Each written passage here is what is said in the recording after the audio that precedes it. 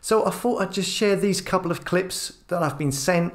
One which reeks of propaganda and is enforcing the idea of handing out weapons to Ukrainians, giving weapons to civilians willy-nilly, okay? And that's an old report. I know it's from a few days ago, but it gives context for the next clip afterwards. And the clip after that is a report from Kiev from this guy called Red Pill Coach, who has a YouTube channel, has a lot of subscribers. Now, I don't know much about the guy, okay, or whether or not he's a trustworthy source. I haven't found anything to say he isn't, but maybe you can let us know in the comments.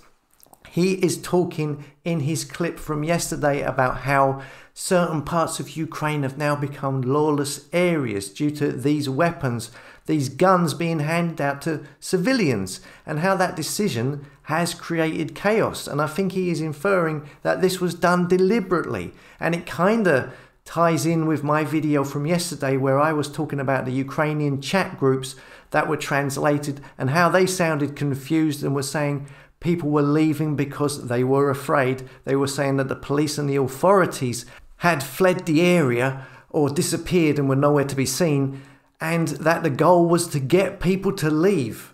And you know, from the clips I've seen, the one thing that is certain is there are people leaving. But I mean, can you imagine government handing out weapons to people, to civilians in London, just to anyone? Can you imagine the chaos that would ensue?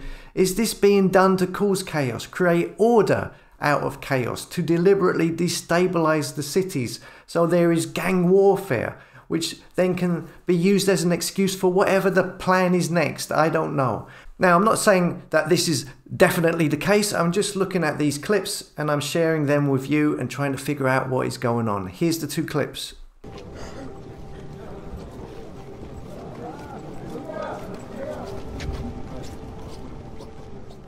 We are in a queue where people are waiting to get their weapons to fight the Russian invaders. There is no reason to believe that they're going to stop anytime soon, and their objective clearly, at least to me, seems to be the occupation of my entire country and the destruction of everything that I love. I'm just a regular civilian. I have basically nothing to do with war or any other thing like it. And I wouldn't really want to participate in anything like this, but I don't really have any choice because this is my home. Мотивація проста. Це краще, ніж сидіти вдома і чекати, поки до тебе щось прилетить. І хто як не ми.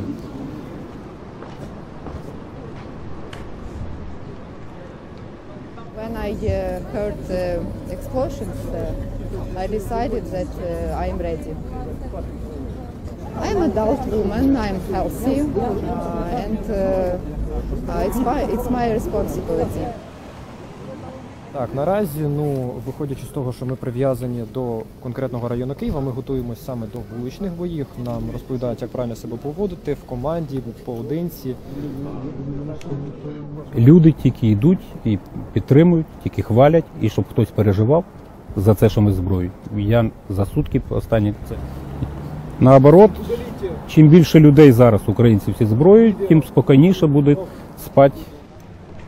Так, ліву руч. Командир, крок вліво, кроком руш. Все, за мною кроком руш. So, it's about 9 a.m. on Monday, February 28th, 2022. As you can see, that's the VIP club of the Premier Palace Hotel. I'm walking down to Krashatik, and I'm going to the supermarket to get some food. They've announced that it's okay to go to supermarkets and pharmacies. The problem that we're having is that because of the weapons that the Zelensky regime handed out willy-nilly in the last few days, a lot of criminals have these military-grade weapons, quite frankly. And so there's been robberies, there's been looting, there's been rapes, there's been all kinds of havoc because of these criminals.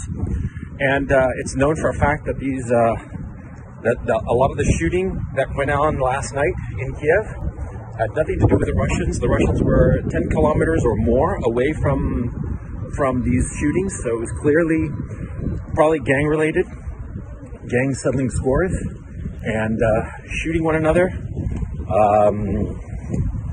That's something that the Western media is not talking about, of how the Zelensky regime, by handing out weapons, has basically given weapons to all the criminal elements in the city. And the criminal elements in the city are, first of all, figuring out their dominance hierarchy and this anarchy that the government has created. And soon enough, once that's settled, they'll start targeting the civilians.